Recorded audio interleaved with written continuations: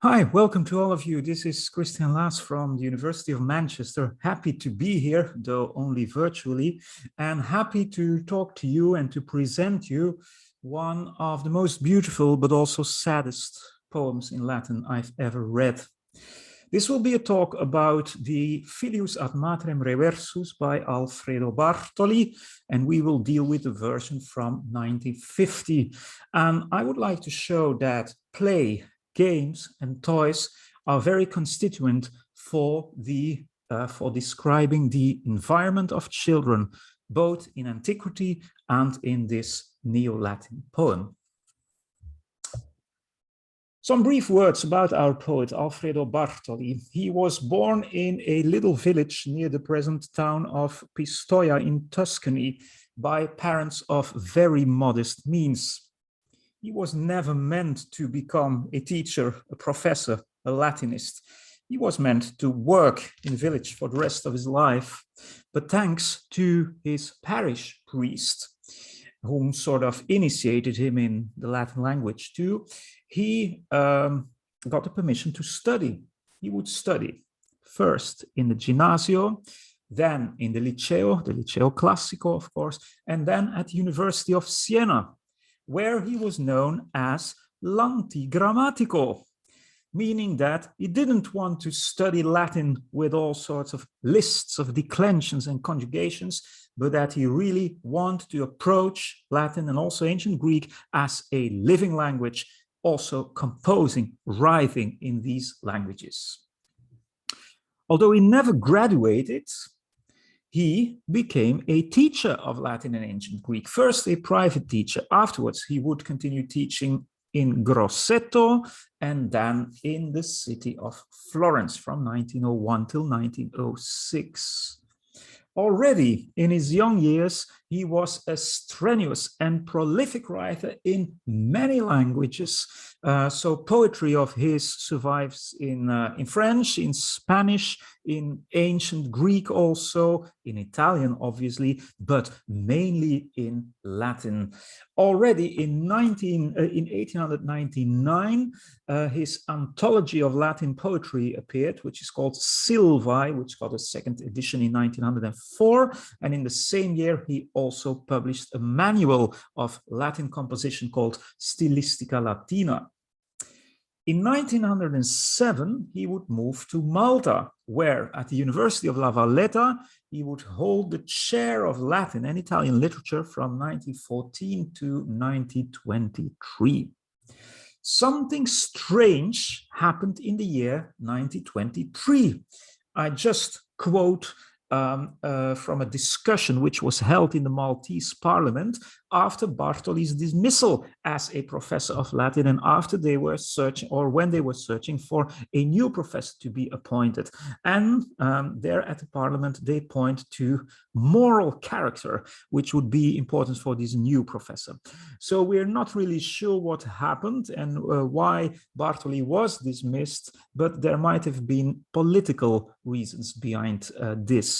As a fierce Italian nationalist who really believed that Malta belonged to the Italian cultural patrimony and who would continue also afterwards to sustain the regime of Mussolini, Bartoli surely offended the Brits, the English, who were there at Malta. And this might have been a reason, of course, for his dismissal. Be this as it may, Bartoli would continue the rest of his life studying and teaching, first at Locri in Calabria, in the south of Italy, at the Liceo Comunale, where another famous Neo-Latin poet, who would afterwards write a sort of small biography of Bartoli, taught and was his colleague, namely Morabito. Morabito and Bartoli would together organize a contest in Latin poetry called the Certamen Locrense. Afterwards, he was a director for 1 year of the Pensionato Scolastico, and then for more than 20 years, he would live again in Florence, where he became known also as a translator of Latin literature, translator into Italian of Virgil, Cicero, and Varro. No less than 15 times was he, as a most successful Latin poet, awarded Magna Laus at the Certamen Hoiftianum, which was the famous contest for Latin poetry held in Amsterdam.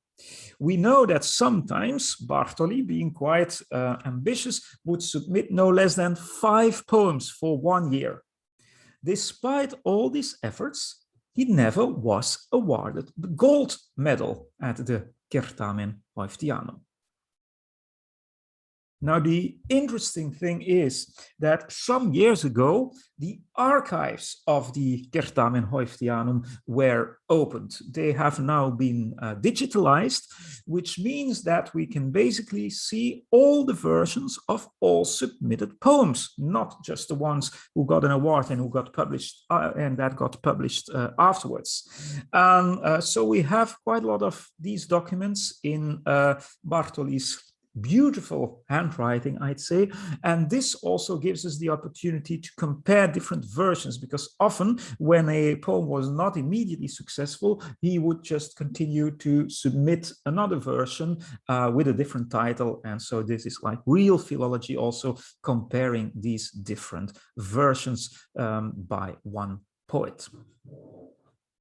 Now, our poem for today is called, in the 1950 version, Filius ad Matrem Reversus, a son returning to his mother, and I will always show on screen the Latin versions, but read my English translation. Here we go. This is the opening of the poem, which is already a very sad beginning.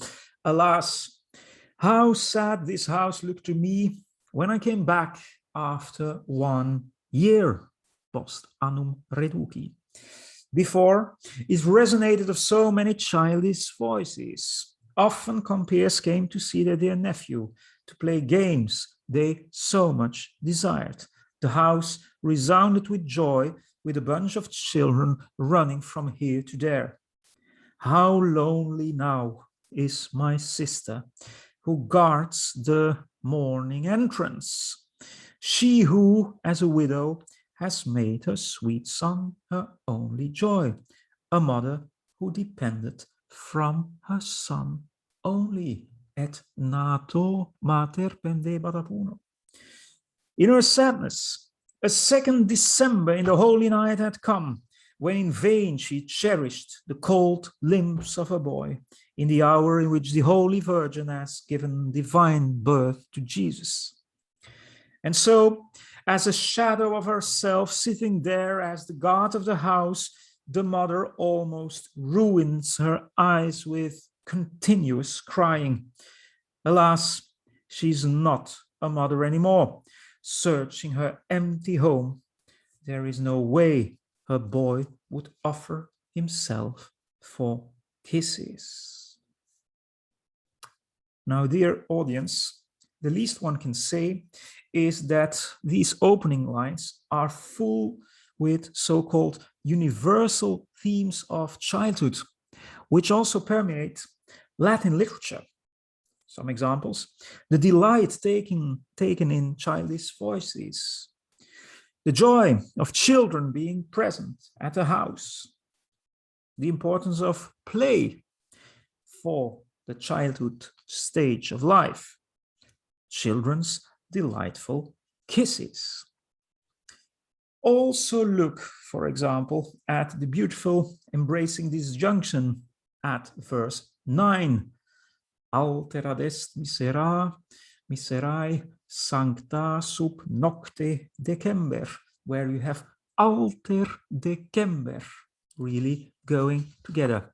Another December, another Christmas night without the child.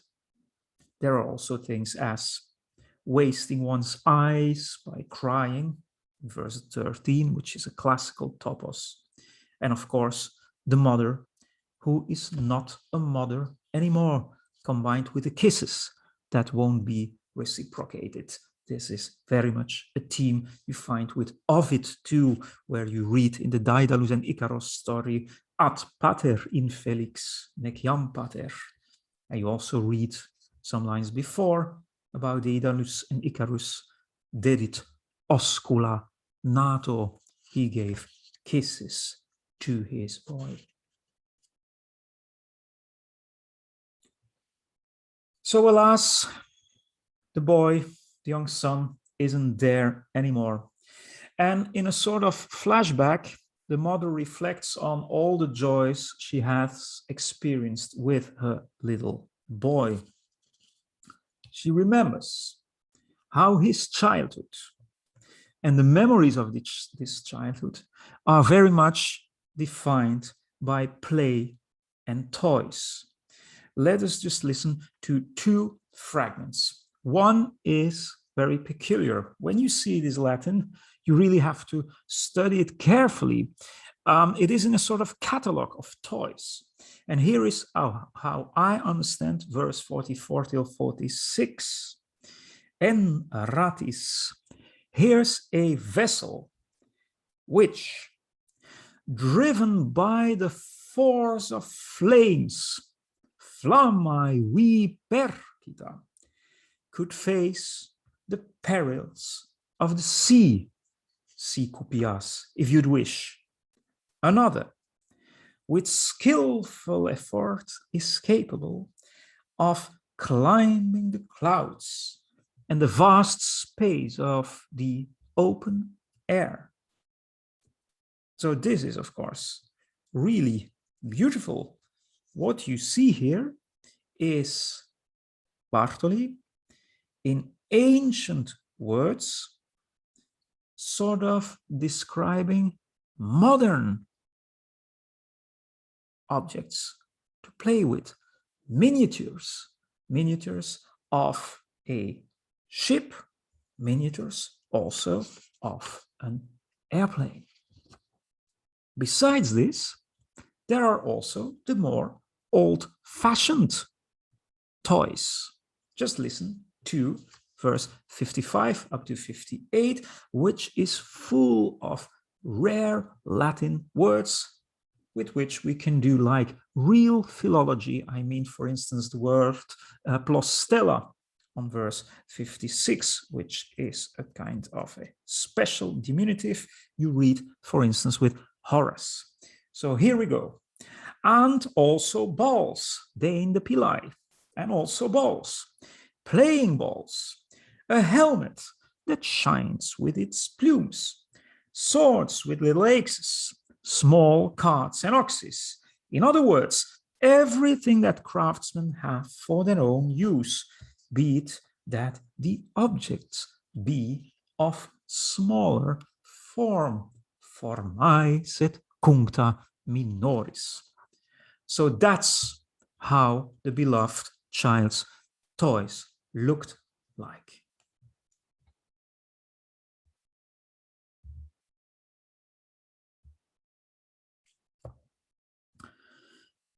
Now, spending these lonely days and nights in the empty house, the mother would suddenly receive or see a vision. She is hoping that at least on the holy night, her boy would return. I now invite you to read what, in my opinion, are the most successful verses of the whole composition. Vix benedicierat. She had barely stopped her prayers when a creaking sound reached her ears, and the door, covered with copper, turned in its socket.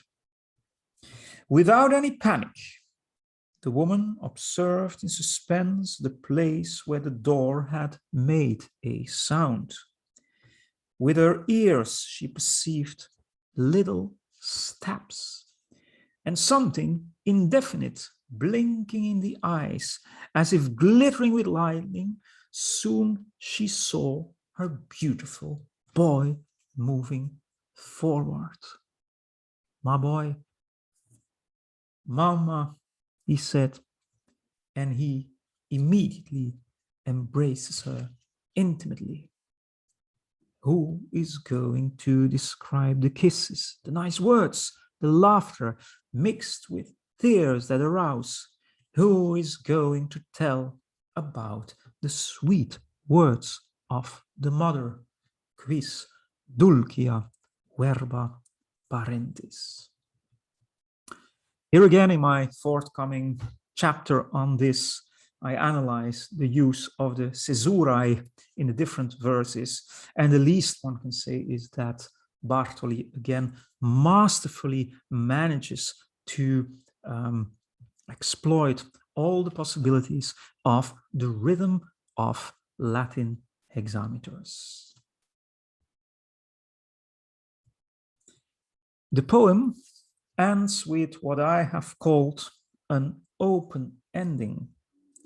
We're not really sure, but in the very last verses, the persona, so the one who in the very first verse told us that the house of his sister looked so lonely, the persona just tells that in the morning, the gloomy dawn shone through the closest windows, throwing its light on the inert body of the poor mother.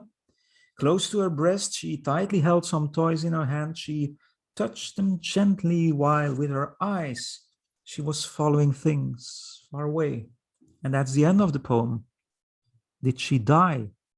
Did she die with this vision before her eyes, sort of last visions she had? Or did she just fall asleep with the toys of her boy in her hand?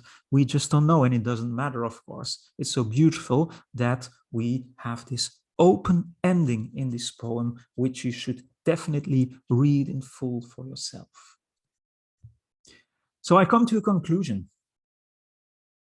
If childhood is always defined by sentimentality, by play, by games and toys, is this then not a sort of eternal childhood?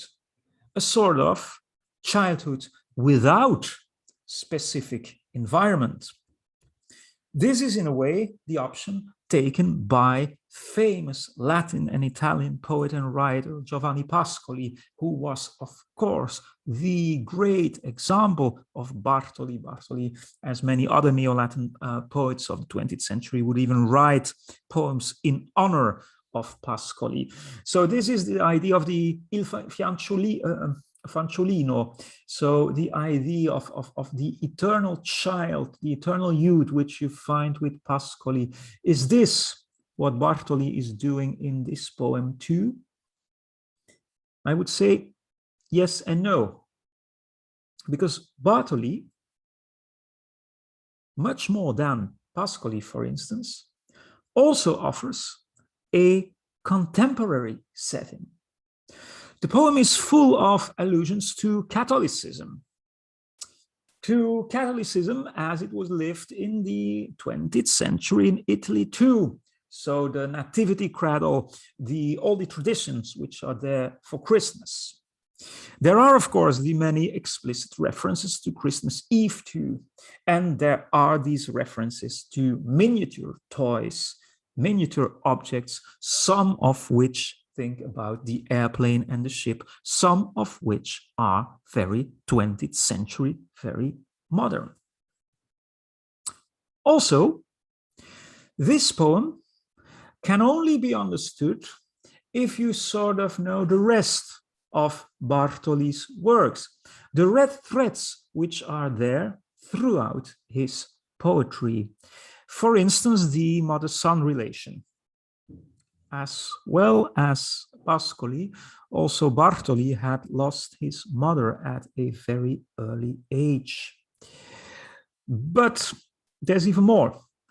The mother-son relation and the idea of the son being not there anymore is a topos, which is very typical also of Bartoli's war poetry. In 1917, he wrote a most beautiful, again awarded with Magna Laus, poem called Nox Natalicia, Christmas Night. And he also has these poems about a mother standing at the monument of the unknown or the lost soldiers, and suddenly seeing a vision of her own son and then fainting. So there's at least 3 or 4 other of these poems where there is the idea of the mother missing her son. Now, this is mostly in the context, explicit context of war, mostly First World War, which isn't really here as an environment of this poem, which makes it, I think, to contemporary readers more digestible too.